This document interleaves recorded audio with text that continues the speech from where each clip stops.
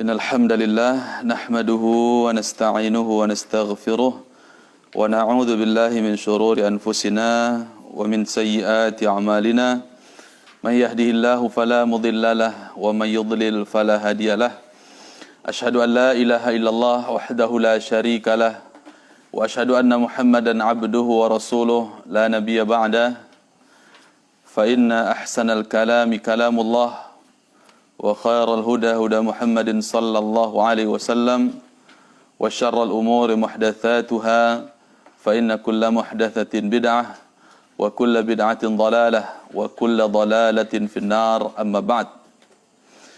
Kaum muslimin dan muslimat, pendengar Radio Sago FM, yang semoga Allah Subhanahu wa taala memberikan hidayah kepada kita seluruhnya. Begitu juga kepada jemaah yang hadir, para santri Ma'had Teknologi Informasi Darul Ilmi Kota Payakumbuh. Semoga Allah Subhanahu wa taala menjaga kita semua, menjadikan kita istiqamah di atas agamanya yang hak ini, agama Islam, dan semoga Allah Subhanahu wa taala wafatkan kita di atas Islam.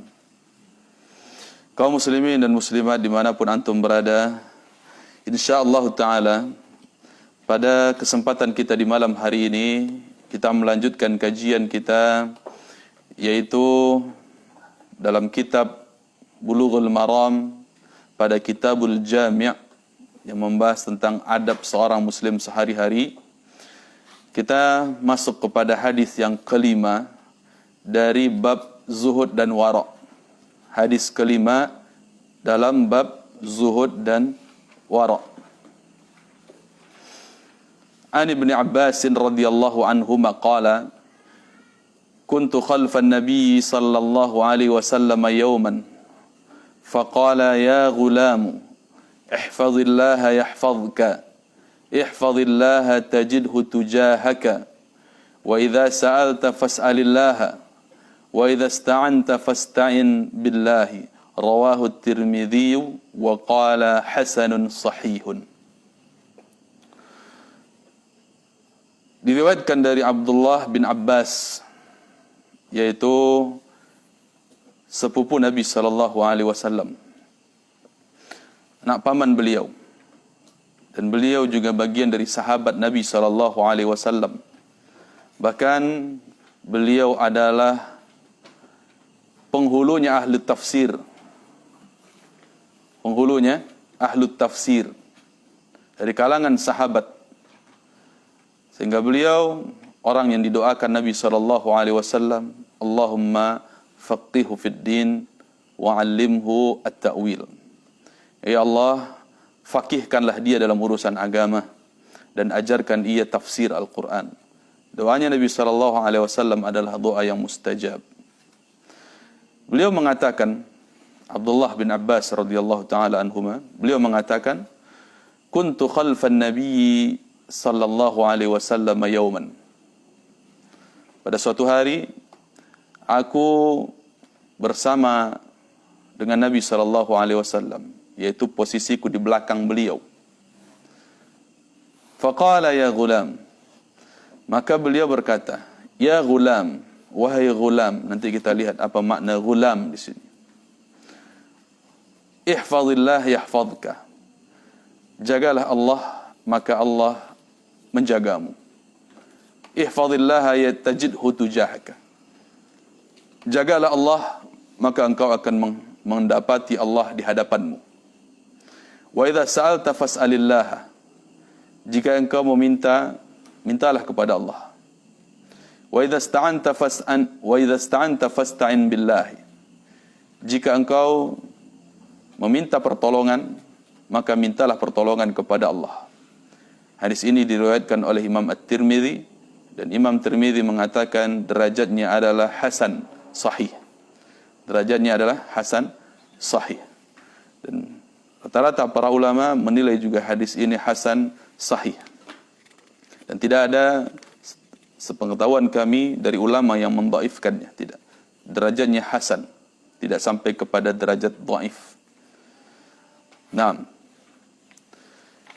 Kaum muslimin dan muslimat dimanapun antum berada, pemirsa Sago FM, sekaligus juga para santri kami Mahat Darul Ilmi Kota Payakumbuh, hadis yang mulia ini memiliki makna yang besar. Kalau kita perhatikan satu persatu, ketika Ibnu Abbas radhiyallahu taala anhuma mengatakan, "Kuntu khalfan Nabi sallallahu alaihi wasallam yawman." Disebutkan, dijelaskan oleh para ulama seperti Syekh Abdullah Al-Fauzan hafizahullah taala, maknanya adalah rakiban mahu. Posisi beliau di belakang Nabi sallallahu alaihi wasallam, posisi Ibnu Abbas pada waktu itu adalah berboncengan dengan Nabi sallallahu alaihi wasallam. Ya, sehingga beliau berada di belakang Nabi. Nabi yang bawa kendaraan. Allahu alam apa kendaraannya pada waktu itu tidak disebutkan. Bisa onta, bisa keledai, bisa kuda. Allahu alam. Tidak disebutkan, sehingga tidak menjadi persoalan bagi kita apa kendaraannya. Bukan itu yang jadi persoalan. Tetapi persoalannya adalah bagaimana Nabi SAW di dalam atau berkendara di atas kendaraan beliau tetap saja memberi nasihat. Beliau tetap saja memberi nasihat. Bahkan kepada Ibnu Abbas yang ketika itu masih kecil sekali. Nah, bahkan di dalam riwayat Imam Ahmad disebutkan dengan jelas terang, kuntu radifan Nabi sallallahu alaihi wasallam. Aku pada waktu itu berboncengan dengan Nabi sallallahu alaihi wasallam. Berarti lebih jelas dalam riwayat Imam Ahmad, posisi Ibnu Abbas di sini adalah di belakang Nabi. Maksudnya apa? Berboncengan dengan Nabi sallallahu alaihi wasallam. Ya ghulam. Nah, kemudian Nabi SAW menyapa beliau terlebih dahulu, ya ghulam. Al-ghulamu yutlaqu 'ala al-waladi as-saghir min zamanil fitami ila 7 sinin.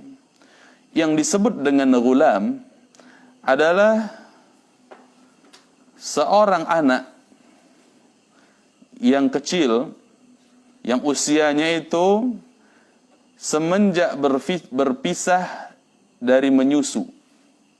Semenjak berpisah dari menyusu, semenjak disapih oleh ibunya. Umur berapa kira-kira? 2 tahun. Ila 7 sinin, sampai 7 tahun. Jadi rentang usia 2 sampai 7 tahun itu ghulam secara bahasa. Makna kata ghulam secara bahasa. Akan tetapi Ibnu Abbas pada waktu itu, wa inna ma qala Nabi sallallahu alaihi wasallam dzalika li Ibnu Abbas li'annahu kana saghiran umruhu nahwa 10 sinin. Umur Ibnu Abbas ketika itu, ketika Nabi sallallahu alaihi wasallam mengucapkan nasihat ini kepada Ibnu Abbas, yaitu umur beliau 10 tahun. Maka dijelaskan para ulama, penggunaan kata ghulam di sini adalah majaz. Adalah apa? Majaz yang menunjukkan kata nasihat kepada anak-anak. Bahasa kitanya, nak. Begitu. Nak, maukah kamu mendengarkan omongan saya? Nak, maukah bapak ceritakan sesuatu? Itu bahasa kita ya. Nak. Ya ghulam. Nah, faham tum? Baik. Inni u'allimuka kalimatin. Di dalam riwayat yang lain lebih dijelaskan lagi. Inni u'allimuka kalimatin. Ini dalam riwayat Imam Ahmad. Sesungguhnya aku akan mengatakan kepadamu beberapa kalimat. Nah, aku akan mengajarkan kepadamu beberapa kalimat. Nah, maksudnya di sini kalimat yang singkat, mudah dihafal, diingat oleh anak seumuran beliau. Dalam usia 10 tahun. Dengan anak kecil. Sehingga kalimatnya tidak berat. Akan tetapi mudah dipahami dan mudah dihafal. Apa kalimat beliau? Ya ghulam, ihfazillaha yahfazka. Kalimat yang singkat. Ihfazillaha yahfazka. Jagalah Allah, maka Allah akan menjagamu. Apa maksud ihfadillah. Apa maksud jagalah Allah? Ai bihifdhi hududihi wa huquqihi wa awamirihi wa nawahihi. Yaitu menjaga batasan-batasan agama Allah. Menjaga hak-hak Allah. Menjaga perintah-perintah Allah dan larangan-larangan Allah. Itu makna ihfadillah. Jagalah Allah. Apa? Menjaga batasan-batasan agama Allah. Menjaga hak-hak Allah. Apa hak-hak Allah? Ditauhidkan. Nah, ini sudah kita bahas dalam hadis yang di dalam kitab Tauhid ya, waktu kita pelajari. Nah, menjaga hak Allah ditauhidkan, tidak disekutukan dengan apapun. Wa awamirihi, menjaga perintah-perintah Allah untuk dikerjakan. Wa nawahihi, menjaga larangan-larangan Allah agar tidak kita langgar. Wa dzalika bimulazamati taqwahu bi fi'li awamiri wa ijtinabi nawahihi.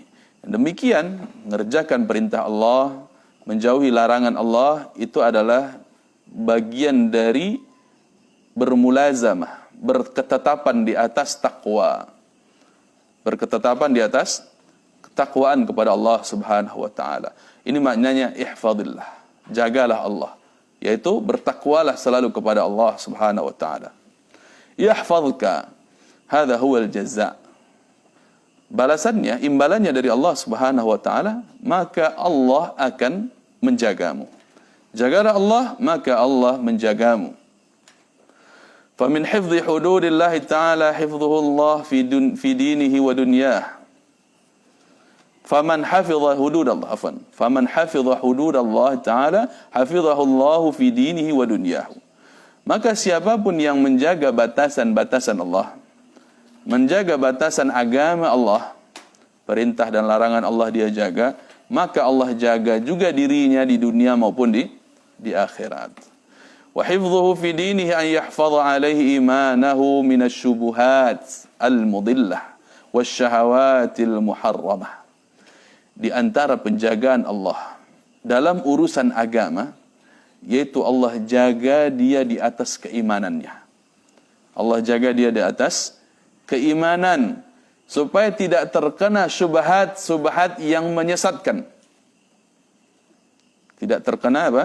Syubhat, kerancuan berfikir, kesalahpahaman, keraguan-raguan, kebimbangan yang menyesatkan.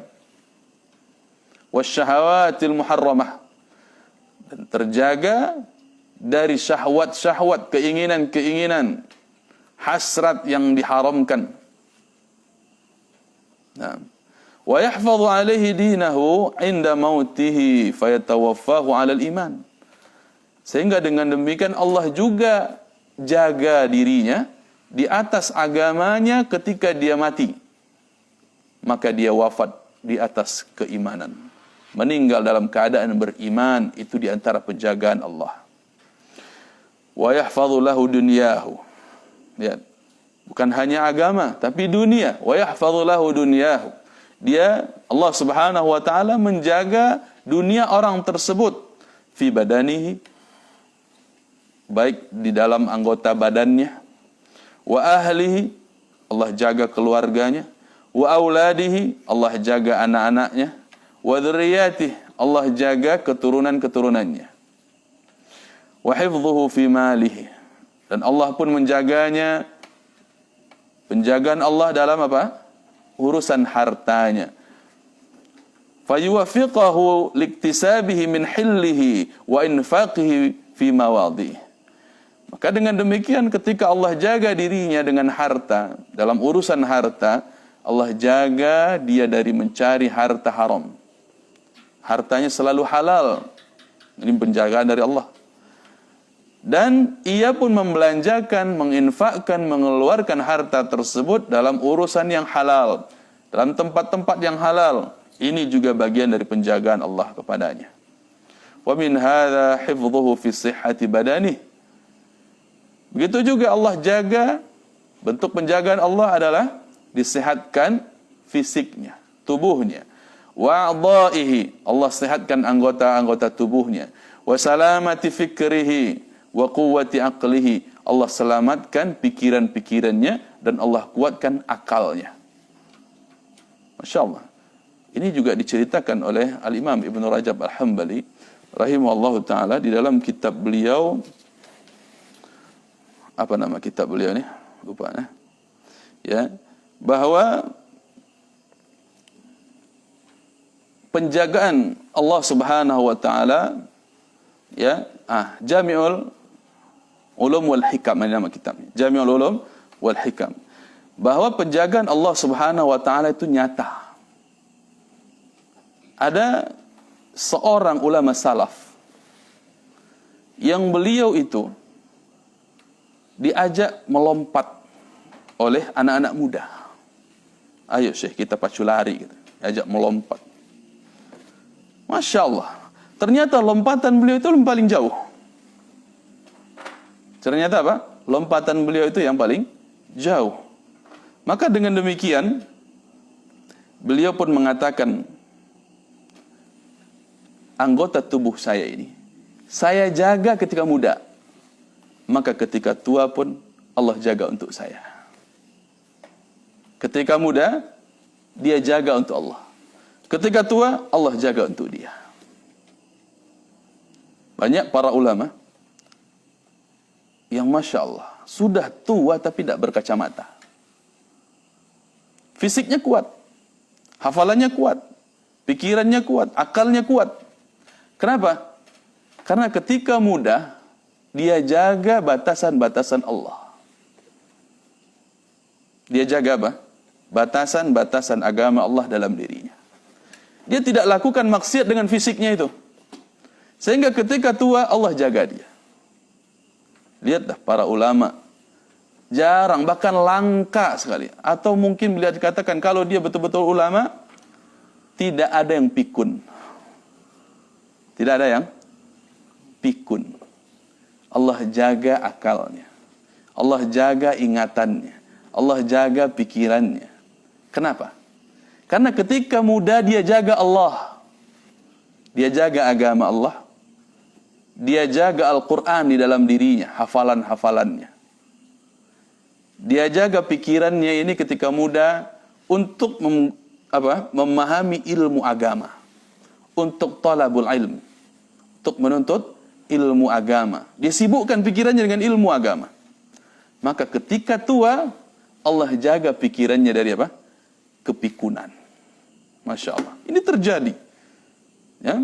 Bukan hanya kisah yang diceritakan oleh Ibn Rajab rahimahullah, tetapi juga fakta yang ada. Hari ini pun masih banyak terlihat oleh kita. Maka ini nasihat yang besar ini bagi kita. Jangan katakan mumpung masih muda. Puas-puaskan dulu bermaksiat, nanti kalau sudah tua baru taubat. Innalillah. Taubat apa kalau sudah pikun? Bagaimana caranya kita bertobat sedangkan kita sudah pikun? Na'udzubillah. Na'udzubillah. Summa na'udzubillah. Maka kita yang masih muda ini, jangan pernah berpikiran untuk memuaskan hasrat masa muda sebagaimana orang-orang jahil lainnya. Tapi ketahuilah, kalau Allah jaga diri, kalau kita jaga agama Allah ketika muda, maka di waktu tua nanti balasannya Allah yang balas. Allah yang jaga. Ihfadillaha yahfadka.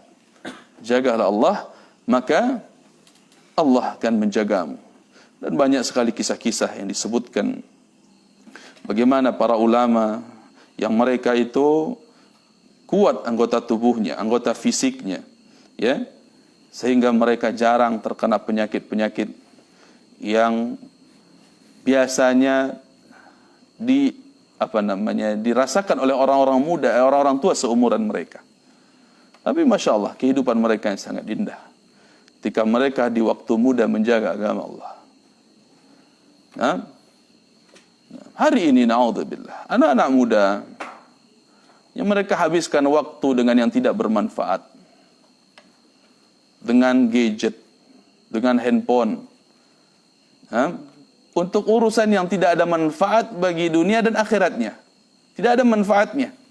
Sibuk main game. Bagaimana nasib matanya nanti? Bagaimana nasib matanya di masa tua itu? Apalagi kalau sudah masuk ke dalam ranah pornografi. Na'udzubillah, na'udzubillah, summa na'udzubillah. Yang sudah terlanjur, bertobatlah wahai pemirsa sekalian dan pendengar radio Sago FM, kaum muslimin dan muslimat dimanapun kita berada, jagalah agama Allah. Dalam diri kita, jaga. Batasan-batasan Allah jaga dalam diri kita. Mana perintah Allah, mana larangan Allah, kenali dan jaga. Ini nasihat untuk kita semuanya. Bahkan dilihat di sini, Nabi SAW mengatakan kepada Ibnu Abbas yang masih muda, masih kecil pada waktu itu, 10 tahun. 10 tahun. Kalau ukurannya ini belum baligh. Belum apa? Belum baligh. Tapi tetap dihadirkan nasihat kepada beliau. Tetap dihadirkan nasihat pada beliau. Wa hadha dalalah bayyinah ala anna Nabi sallallahu alaihi wasallam lam yuqassir inayatahu bitawjih ala al-balighin. Ini dalil yang menunjukkan bahwa Nabi sallallahu alaihi wasallam tidak mengkhususkan nasihat kepada orang-orang baligh saja. Kepada orang-orang dewasa tidak hanya mereka. Bal inna inayatahu imtaddat litashmul al-atfal. Akan tetapi perhatian beliau ini meluas sampai mencakup anak-anak kecil. Sampai mencakup anak-anak kecil. Fa'ala al-aba wal murabbin al-inayah bin nasyi'ah منذ na'umati adfarihim. Maka hendaklah para bapak, orang-orang tua, para pengajar, para guru, perhatikanlah dengan pertumbuhan anak-anak ketika mulai muncul kukunya. Ketika mulai tumbuh kukunya, perhatikan bagaimana memberikan nasihat kepada mereka dengan caranya. Ini beda dengan anggapan orang-orang sekarang. Nauzubillah, ini pendidikan dari mana? Ketika ada anak kecil yang berbuat salah, apa katanya? Udah biarkan saja, namanya anak-anak. Udah biarkan dia. Namanya juga anak-anak. Namanya juga anak-anak. Ini bahasa yang sesat menyesatkan. Biarkan dia. Namanya juga anak-anak. Perhatikan, ini adalah bahasa yang sesat dan menyesatkan kepada anak-anak. Dia bertamu ke rumah orang, ambil perabotan, makanan, minuman, tuan rumah, dia ambil, diberantakin semua. Kemudian ibunya, bapaknya minta uzur. Biar aja ya, namanya juga anak-anak. Maaf ya, maklum ya, namanya juga anak-anak. Nauzubillah. Anaknya tidak dididik, tapi dia minta uzur kepada orang dengan ungkapan apa? Namanya juga anak-anak. Ini adalah hal yang sangat keliru. Ini bukan pendidikan. Bukan pendidikan. Ya, anak-anak itu bisa insyaallah mendengar. Selagi orang tuanya mau, gigih, walaupun terkesan nyinyir, tidak ada masalah. Anak-anak seumuran apapun ketika dia sudah mengerti omongan orang tuanya, ya, bahkan dari kecil diajarkan mana perintah, mana larangan. Ini naudzubillah, pendidikan dari mana lagi? Ada teori yang mengatakan dari barat, anak-anak itu tidak boleh dilarang katanya. Tidak boleh mengatakan jangan kepada anak-anak. Pernah dengar? Tidak boleh mengatakan jangan kepada anak-anak, tapi suruh saja, jangan larang. Ya, dilarang melarang.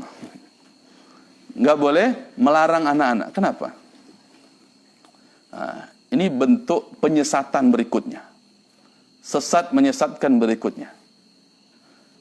Lihat, ketika Luqman memberikan nasihat kepada anak beliau, apa katanya? Ya bunayya, la tusyrik billah. wahai anakku, jangan berbuat syirik kepada Allah. Nasihat yang pertamanya malah apa? Jangan dulu. Jangan berbuat syirik kepada Allah. Batal semua teori barat tadi. Yang mengatakan nggak boleh larang-larang anak. Di sini Luqman kepada anaknya langsung. Ya bunayya, la tusyrik billah. Nah, jadi nasihat itu jangan tunggu dia balik dulu. Jangan tunggu dia balik dulu. Ini metode pola pendidikan yang sangat salah, sesat dan menyesatkan. Kalau menunggu balik dulu, biarlah dia hidup dengan dunia kekanak-kanakannya. Biarlah dia berteman dengan kekanak-kanakannya. Nanti kalau sudah balik baru kita nasihati. Telat, Pak. Telat. Banyak justru ketika tidak terdidik di masa muda, di masa kecilnya, di masa anak-anak, maka ketika remaja lebih susah lagi mendidiknya. Lebih sulit lagi untuk diatur. Lihatlah Nabi SAW. Ya. Muru auladakum bis-salati wa hum abna'u sab'in. Perintahkanlah, suruhlah anak-anak kalian untuk salat ketika mereka berumur berapa? 7 tahun. Sudah balik belum? Belum. 7 tahun. Wadribuhum wa hum abna'u 10. Dan pukul mereka kalau belum mau salat sedangkan mereka sudah berumur 10 tahun. Sudah balik belum 10 tahun? Pukul, kata Nabi. Jadi nasihat menjaga anak di atas agama Allah Subhanahu wa taala itu tidak menunggu balik, tidak. Sedari kecil. Sejak kecil. Makanya Nabi SAW memberikan perhatian di sini kepada anak kecil dengan sebutan ya ghulam. Nak, kata beliau. Diajar ihfadillah, ya fadil. Namun lihat di sini, untuk anak-anak itu disesuaikan. Tidak perlu panjang-panjang. Sedikit tapi sering. Sedikit tapi sering. Dia akan terbiasa insya Allah. Walaupun kita hanya suruh, nak, makannya pakai tangan kanan.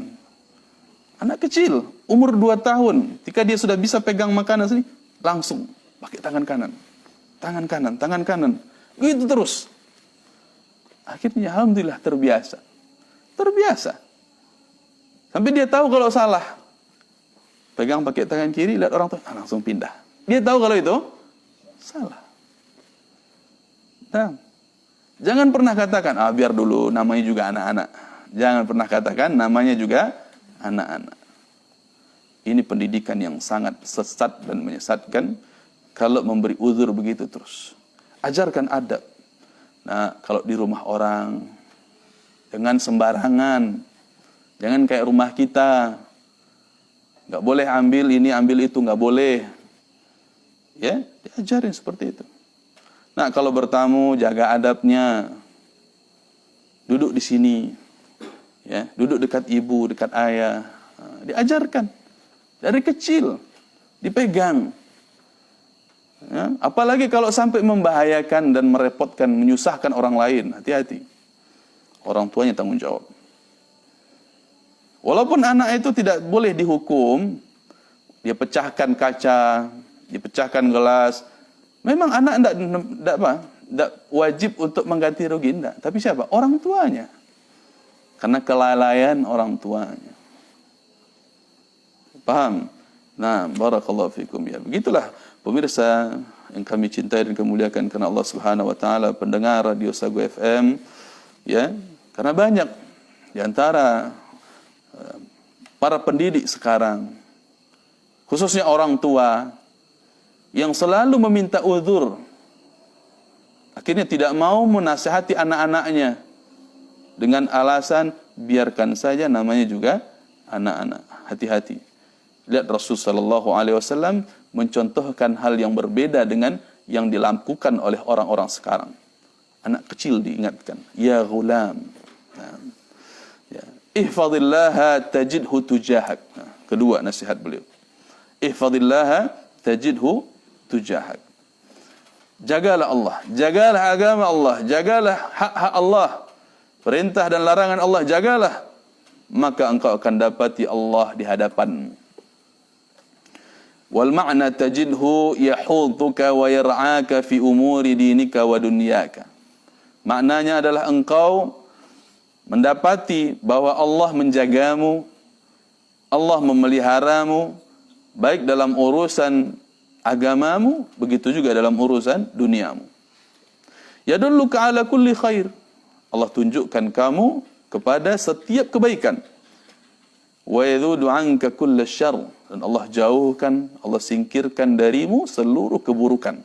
Wa hadhil jumlah muakkidah lima qablaha. Kalimat ini adalah penegasan, penekanan untuk kalimat sebelumnya, yaitu ihfazillaha yahfazka. Lebih ditegaskan lagi. Maknanya mirip. Wa idza sa'alta fas'alillah. Kalau engkau meminta, mintalah kepada Allah. Wal ma'na idza aradta an tas'ala syai'an min umuri dinika aw dunyaka fas'alillah wahdah duna ghairi. Maknanya, apabila engkau meminta kepada Allah sesuatu, baik dari urusan dunia ataupun urusan agama, maka mintalah kepada Allah satu-satunya. Jangan minta kepada selainnya. Ini adalah pendidikan tauhid. Pendidikan apa? Tauhid. Ajarkan tauhid sejak dini, dari kecil kepada siapa? Anak-anak.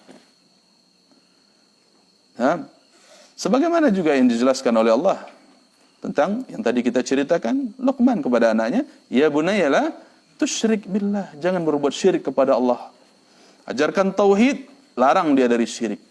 Kenalkan mana yang syirik. Kenalkan, oh ini enggak boleh, nah, ini enggak boleh, ini syirik. Diajarkan dari kecil. Kalau kamu mau minta, minta hanya kepada Allah. Enggak boleh kepada jin. Enggak boleh. Nanti ada hantu, minta tolong aja sama hantu. Enggak boleh. Na'udzubillah. Sekarang malah diajarkan untuk takut kepada hantu dari kecil. Hati-hati di sana, ada hantu. Diajarkan anak kecil, diajarkan itu. Supaya takut kepada apa? Hantu. Na'udzubillah. Ya. Ini pemikiran juga yang lagi-lagi sesat, menyesatkan, pendidikan yang salah kepada siapa? Anak-anak. Maka ajarkan mereka takut kepada Allah. Ajarkan mereka kalau meminta sesuatu, minta kepada Allah Subhanahu wa ta'ala. Ajarkan mereka berdoa. Ajarkan mereka berdoa. Dan insya Allah mereka mau.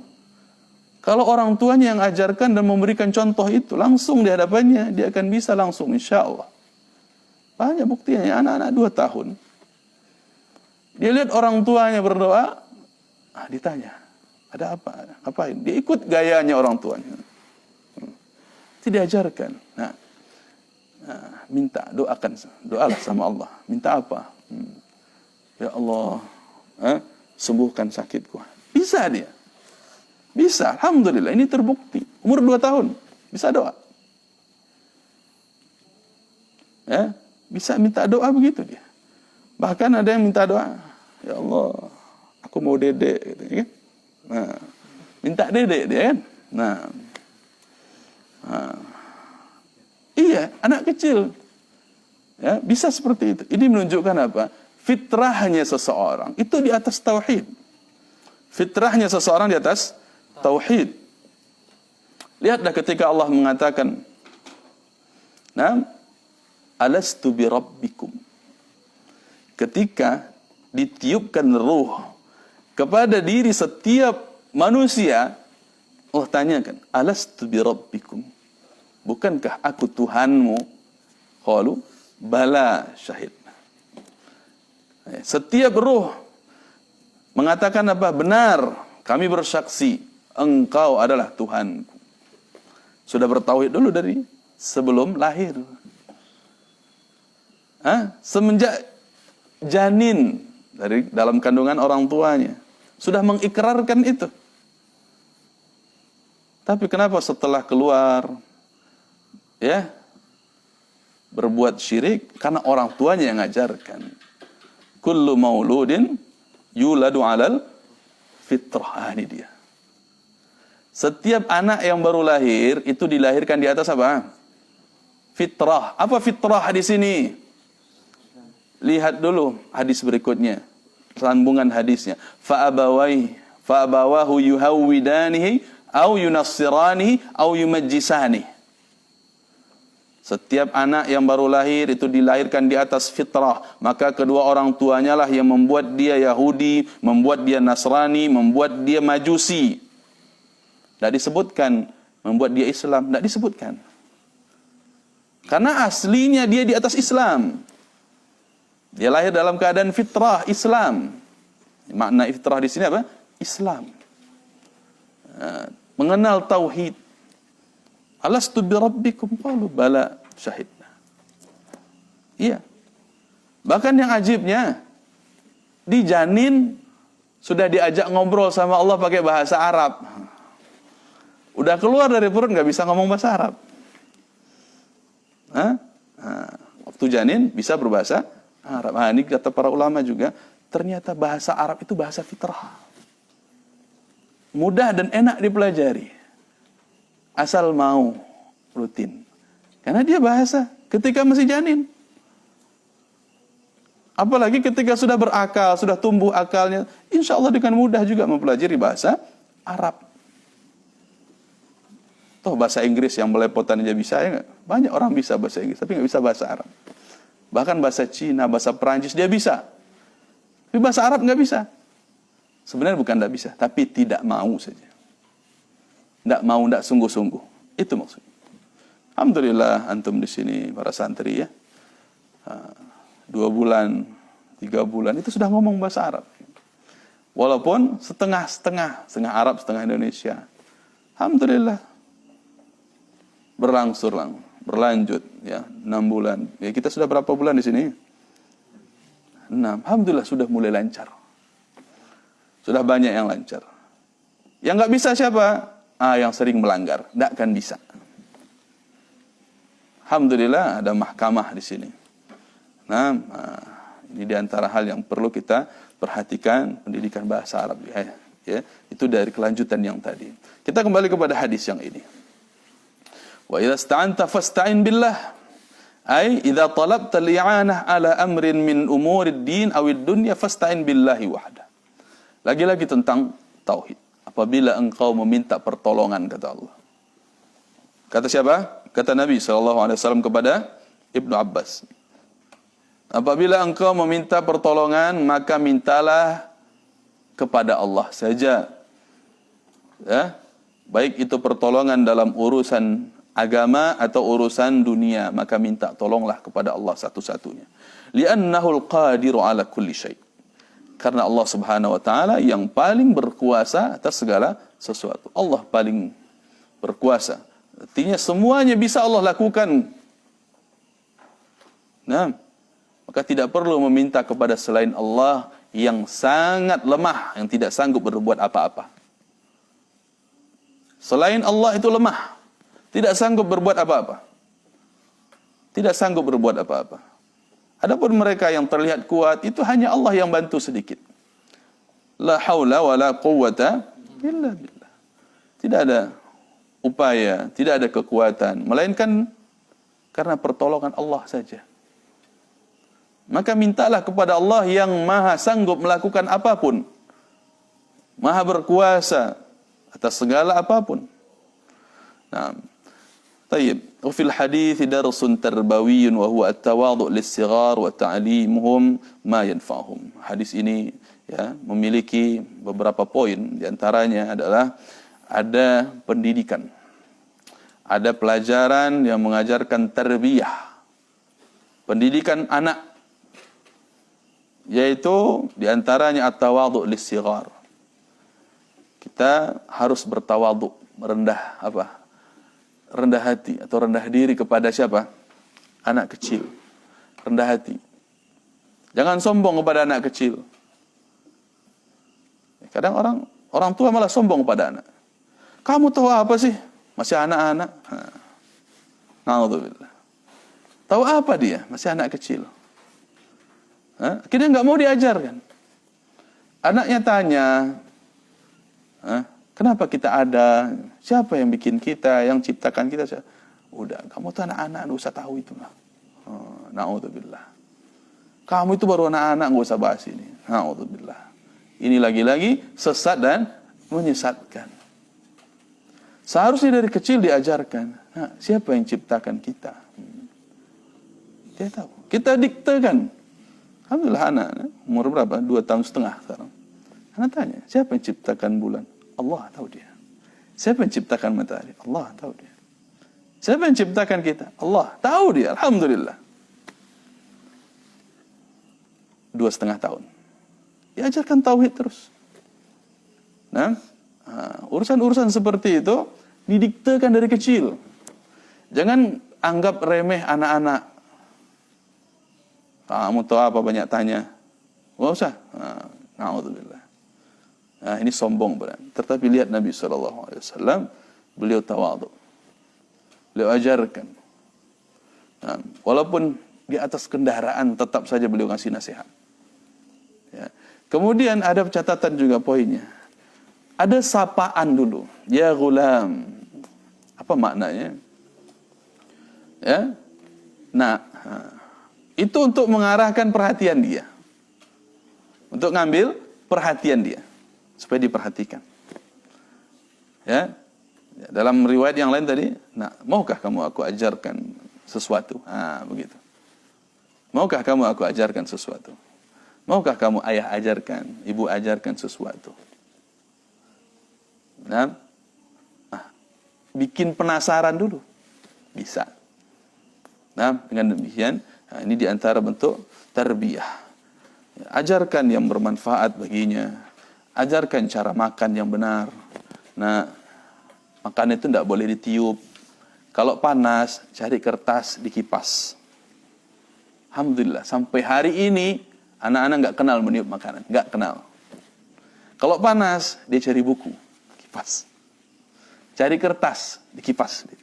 Kalau nggak ada pakai tangannya dia. Alhamdulillah. Nah, karena pun belum pernah lihat juga orang yang niup-niup makanan. Ya, kita di rumah tidak pernah mencontohkan itu kepada anak. Kalau makanan panas sudah dikipas. Walaupun pakai tangan. Alhamdulillah. Ya, ajarkan yang bermanfaat baginya. Ajarkan adab. Ajarkan sapaan-sapaan. Jadi ucapannya pun bisa kita ajarkan, kita diktekan. Ketika dia ngomong dengan orang yang lebih tua darinya, dia akan sering mengucapkan sapaan-sapaan. Ya, dia ucapkan sapaan-sapaannya. Gimana contohnya? Bah, ya, ini boleh dimakan nggak, bah? Nah, ada ujungnya, bah terus. Ya. Beda dengan orang yang tidak diajarkan adab. Ini boleh dimakan nggak? Beda nggak kalimatnya? Beda nggak? Babah, ini boleh dimakan nggak, babah? Beda nggak? Ini boleh dimakan nggak? Beda? Nah, itu diantara adabnya, tata keramanya, sopan santunnya. Ajarkan kepada mereka. Jadi setiap kalimatnya, kata-kata yang keluar, ucapan, tingkah lakunya, insya Allah itu bisa diterbiah di rumah. Dan di antara hal ini, yang tentu, yang pertama sekali melakukan itu adalah ibunya. Karena al-ummu tarbiyatul ula, al-madrasatul ula. Seorang ibu adalah guru pertama, madrasah pertama, kata para ulama. Jadi antum nih anak-anak muda nih, kalau menginginkan anak yang soleh, cari istri yang solehah dulu. Ya, jangan udahlah saya cari yang sembarangan aja, nanti saya didik istrinya. Enggak ada kesempatan nanti itu. Lambat, susah. Cari yang jadi dulu. Gimana cara cari yang jadi? Jadilah dirinya yang beradab dulu. Nah, jaga diri dulu, maka Allah jaga kita. Dengan apa? Memberikan jodoh yang terbaik untuk kita. Kita jaga diri kita, maka Allah jaga juga masa depan kita dengan memberikan apa? Jodoh yang baik. Nah, itu diantara makna juga. Nah, faham tom? Nah, antum, ya, sudah diajarkan hal seperti ini, nah, supaya tertanam. Jangan, oh kita ini masih kecil, nggak ada yang kecil sih. Berapa umur antum? 15 tahun ada. 15, 16, 17, 18, 19. Itu rentangnya, ya kan? Taufik berapa? Hah?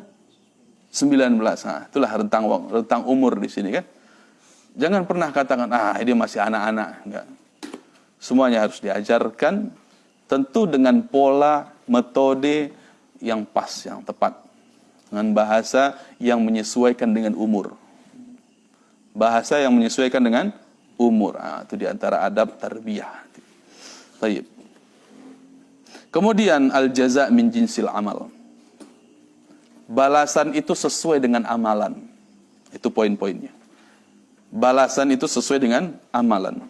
Ketika amalan kita menjaga agama Allah dalam diri kita, menjaga hak-hak Allah, menjaga kewajiban-kewajiban Allah, menjaga diri dari larangan-larangan Allah, maka ada balasannya dari Allah, jangan ragu. Dan balasan itu sesuai dengan perbuatan kita, sesuai dengan perbuatan kita. Jangan ragu. Kalau saya jaga masa muda, nanti saya tidak punya kesempatan, katanya, untuk bermaksiat lagi di masa tua. Alhamdulillah. Kapan lagi? Ini bahasa anak muda sekarang ya. Kapan lagi? Mumpung masih muda, puas-puaskan dulu lah. Jadi anak klub motor ya, anak geng motor, fans bola, puas-puaskan dulu apa? Banyak lagi. Ada yang puas-puasan pacarannya, bangga playboy gitu. Hati-hati. Hati-hati. Ketika tidak menjaga agama Allah, siapa tahu istri antum nanti adalah mantannya orang. Kenapa? Ketika muda tidak jaga diri. Sudah taubatnya di masa tua, mau nikah saja baru taubat cari yang benar. Dia enggak tahu ternyata siapa. Hati-hati, jaga Allah, tetap terus jaga terus. Jaga kehormatan kita, ya, jaga agama Allah dalam diri kita, Allah jaga nantinya. Pendamping kita siapa? Allah jaga siapa anak-anak keturunan kita nanti. Ya, Allah jaga harta kita dan sebagainya. Inilah balasan Allah. Jangan katakan, ya, muda foya-foya, tua dewasa terkenal, mati masuk surga. Ini dari mana? Ini kan prinsipnya anak-anak muda sekarang, ya. Ini prinsip anak muda yang ya sesat lagi menyesatkan. Sama. Ya, mumpung masih muda, kecil disunat, muda terkenal, dewasa kaya-kaya apa? Muda terkenal, dewasa foya-foya, mati masuk surga. Enak kali hidupnya. Kapan belajar agamanya kok bisa masuk surga? Mana usahanya? Padahal dia selalu mengupayakan untuk foya-foya di masa mudanya. Asal senang saja. Asal enak-enak saja di masa muda. Alhamdulillah. Hati-hati. Kebalikan dari hadis ini. Kalau kita tidak menjaga agama Allah, maka tidak pula dijaga oleh Allah. Nah, ini pemahamannya. Ya, memahami hadis ini. Karena al-jaza'u min jinsil amal. Balasan sesuai dengan amalan. Tayyib. Kemudian diantaranya juga dalam hadis ini tahqiqut tauhid, yaitu menguatkan, mengokohkan, mengedepankan pendidikan tauhid, baik kepada anak-anak, kepada siapapun, mengedepankan apa? Tentang pembahasan tauhid. Jangan pernah ditinggalkan. Jangan kira tauhid ini akan dipelajari nanti ketika besar, ketika dewasa saya. Tidak. Dari kecil diajarkan. Kalimat-kalimat mengandung tauhid. Nah, kalau kita dapat rezeki ngomong apa? Alhamdulillah. Itu tauhid. Ya, ajarkan bahwa pujian itu hanya milik Allah. Hanya Allah satu-satunya yang berhak dipuji. Kan tauhid. Bagian dari ibadah.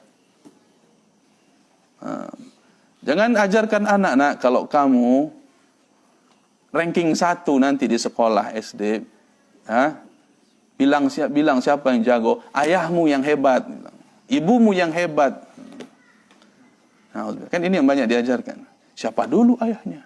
Siapa dulu ibunya? Naudzubillah. Tapi ajarkan apa? Ucapkan alhamdulillah. Ajarkan kalau yang hebat itu hanya Allah satu-satunya, yang berhak, yang pantas dipuji, yang berhak dipuji. Paham? Ini diantara bentuk tauhid yang diajarkan sedari kecil kepada anak-anak. Tayyib, mungkin kita cukupkan sampai di sini. Alhamdulillah telah kita bahas materi ini yang mudah-mudahan bisa dipahami dengan baik. Mudah-mudahan bisa memberikan manfaat untuk kita seluruhnya. Ya, baik bagi kami yang menyampaikan, begitu juga kepada antum ya, para pendengar Radio Sago FM dimanapun antum berada, dan juga kepada para santri sekalian. Mudah-mudahan bisa mengambil manfaat dalam hadis yang kita bahas pada malam hari ini. Kita kembalikan kepada tim dari Sago FM. Tafadhal.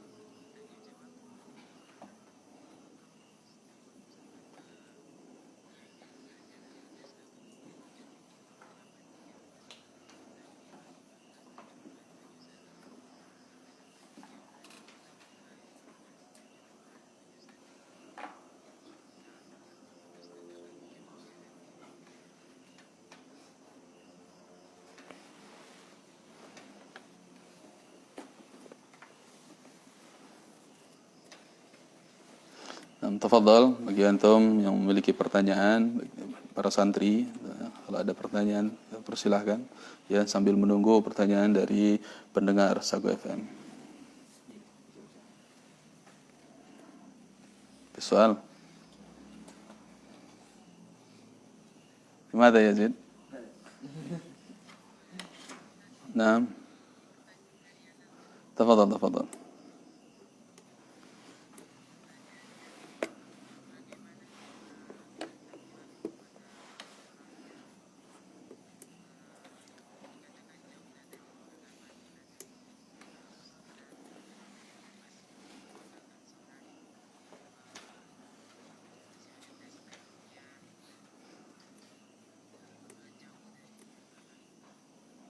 Barakallahu fikum. Jazakumullah khairan. Ya, ada pertanyaan, bagaimana mendakwahkan seseorang yang jauh dari agama. Nah, jauh dari agama. Maksudnya mungkin ya terlalu jauh karena kita kebingungan masuk lewat mana, obrolannya dimulai dari apa misalnya. Baik. Kita teringat perkataan Ali bin Abi Thalib radhiyallahu taala anhu. Beliau katakan, "Hadithun nas bima ya'rifun." Berbicaralah kepada manusia dengan bahasa yang mudah mereka mengerti. Dengan bahasa yang mudah mereka pahami. Nah, ini memiliki hikmah yang besar dalam perkataan beliau ini. Ya. Bisa jadi orang yang kita ajak, yang kita dakwahi, itu tidak paham kita ngomong apa.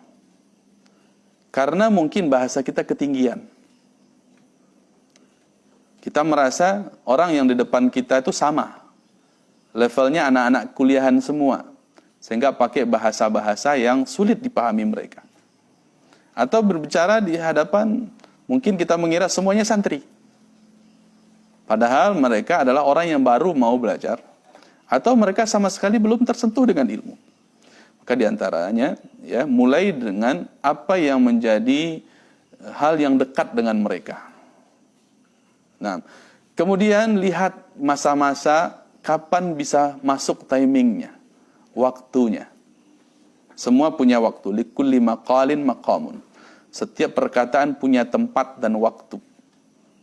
Di antara waktu tercepat orang menerima kebenaran di saat lemah, yaitu sakit misalnya.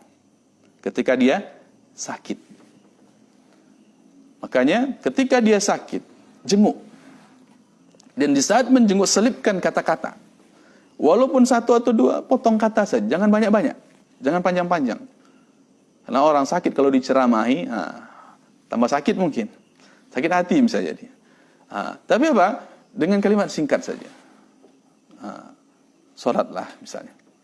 Ya, walaupun sedang sakit ini kita bisa sholat. Ajarkan sholat ketika sakit. Sudah wudhu, sini. Ajarkan berwudhu ketika sakit. Bisa aja insyaAllah. Langsung dibimbing dengan praktis. Suruh dia berdoa. Ajarkan di situ. Allah yang ciptakan kamu. Allah yang ciptakan semuanya. Maka dengan mudah Allah angkat penyakitmu. Maka mintalah kepada Allah. Minta kepada Allah. Ajarkan dengan kalimat-kalimat yang bisa menyentuh dia. Walaupun sepatah dua patah kata. Ya, tidak perlu panjang-panjang misalnya. Atau bisa juga seseorang masuk dengan membuka klinik misalnya. Herbal. Dia buka klinik herbal, kemudian dia datang, ngobrol lah di situ. Karena orang sedang butuh apa? Butuh obat ke kliniknya enggak? Dia sedang lemah. Ya, karena sering rasa sakit, masukkan nasihat. Karena pada waktu itu dia sedang bertanya, meminta nasihat. Maka mudah untuk dimasukkan insyaallah. Begitu juga, ya, bisa dengan bergaul kepada mereka dalam urusan-urusan yang mubah. Jadi bergaul dengan mereka dalam urusan-urusan yang mubah. Misalnya, ya, main futsal. Ayo kita sama-sama main futsal, main bola, kan mubah. Ya, tidak ada masalah. Ketika itu berikan sedikit kedekatan, kasih minum dia. Kasih minum. Kemudian ajak ngobrol-ngobrol santai, ngobrol ringan, bahasa mereka dulu. Dia misalnya ya kerja di mana? Di sawah. Ya, ajak dulu ngobrol dan kita pun layani dulu dia. Sudah mulai dekat, diajar. Ya, diajak apa? Sholat diajak. Percuma kita. Udah di dunia ini susah kita. Masa di akhirat mau susah lagi? Diajak berpikir dulu. Ayo kita pikirkan akhirat kita. Gimana? Ya, jadi diantaranya banyak bergaul juga itu diantara bentuk dakwah dan tentu dengan catatan bergaul dalam ranah yang mubah. Bukan ngikutin mereka. Mereka itu pemabuk, saya ikut mabuk dulu. Enggak bisa begitu. Ini prinsip. Kalau yang haram jangan ikut-ikutan. Tapi yang mubah diajak dia. Ya. Maka setelah mereka terasa dekat dengan kita, terasa nyaman nih. Biasanya orang akan mulai curhat. Saya tidak tahu nih di rumah berantem terus sama istri. Mulai di sini. Masuk cerita ini. Kalau dia sudah curhat, biasanya diminta nasihat itu. Karena dia mulai apa? Mulai terbuka. Saya nggak tahu nih anak kok kurang ajar terus begini. Pak, masuk nih. Jagalah Allah, Allah jaga dirimu. Misalnya kan? Gimana maksudnya? Kalau kita jaga diri kita, Allah jaga keturunan kita. Allah jaga istri kita.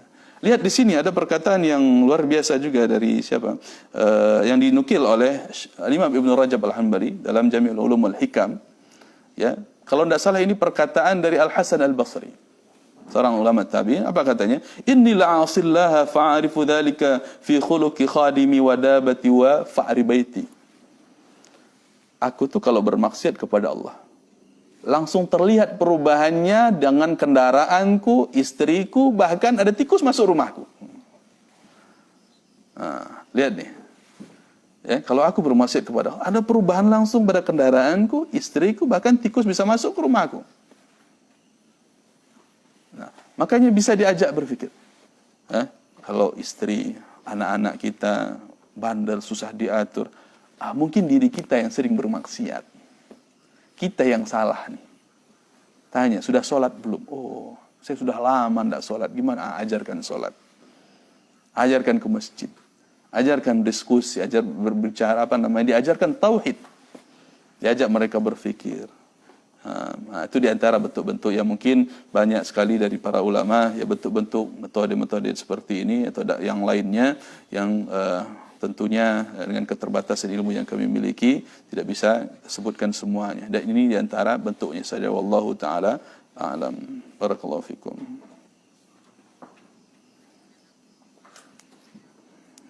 wa jazakumullah khairan.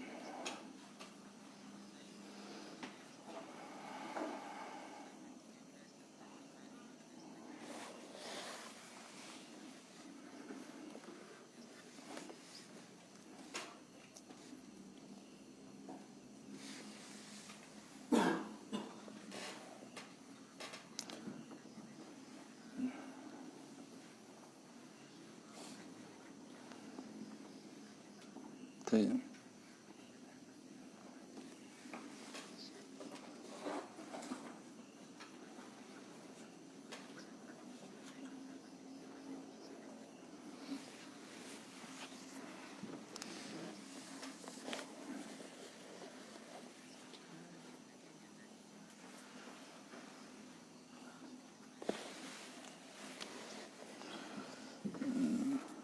Nah, kita cukupkan saja. Barakallahu fikum, jazakumullah khairan ya kepada pendengar radio Sago FM dimanapun antum berada. Mudah-mudahan Allah Subhanahu Wa Taala menjaga kita seluruhnya.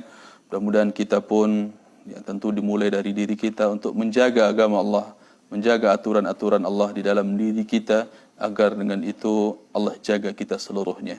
Barakallahu fikum, subhanakallahumma wa bihamdik, asyhadu an la ilaha illa anta, astaghfiruka wa atubu ilaik. Assalamualaikum warahmatullahi